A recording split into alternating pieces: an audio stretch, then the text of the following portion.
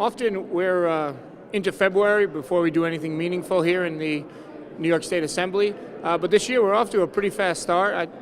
We passed a couple of positive bills yesterday and a couple of negative bills, no surprise there. But positive bills, since I was running in 2012, I've been fighting to close what's called the LLC Loophole. It allows a very wealthy individual in most cases to set up what are basically front LLCs, not to do any business, not to help our economy, but to evade the campaign finance laws. So they set up these LLCs, and the LLC can give a max amount, and an individual could set up 20, 30, 40 of these. And that happens. Not only are they able to evade the max amount, I think more importantly, they're able to evade the transparency requirements, because it would take a journalist or a citizen hours and hours and hours of research and contacting county clerk's offices and things like that to figure out who the actual donor is. So we closed that loophole. You can no longer do that. Unfortunately, Governor Cuomo got himself reelected in large part due to people who were able to circumvent the LLC loophole, but we've closed it now. I hope the governor will sign it. I hope we'll overcome the fact that he exploited it for many years and actually sign it. Good bill, positive thing done behind us yesterday. Also, we have a lot of primary elections in this state. In a presidential year, we'll have an April presidential primary, we'll have a June congressional and U.S. Senate federal primary, and then in September, we have our state primaries for state Senate, state Assembly, things like that. What we did yesterday was consolidate the September and the June primaries into one.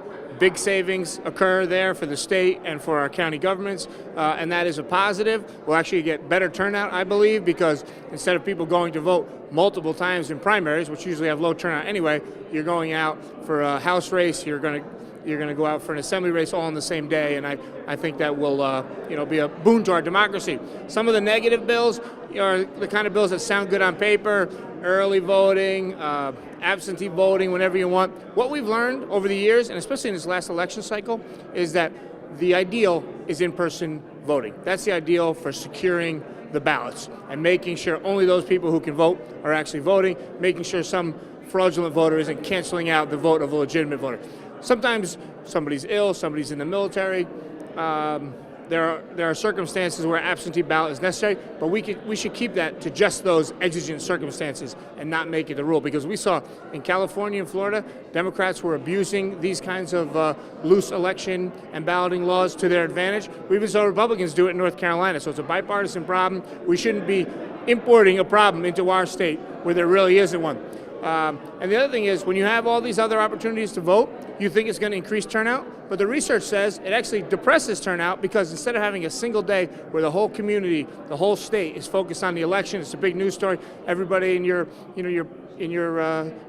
workplace is going out to vote and talking about voting. If it's spread out over 10 days or a long period like that, less people actually go out and vote. We have proof of that. So I voted against the bills that actually suppress turnout and that make our ballots less secure, because we should make sure that every eligible voter has access to the polls, but equally important is making sure that we don't have people who should not have access to the polls at the polls voting, and we have real voters voting, and making sure our elections are fair. So we took a couple good steps in the right direction yesterday and a couple steps back, but we'll keep fighting.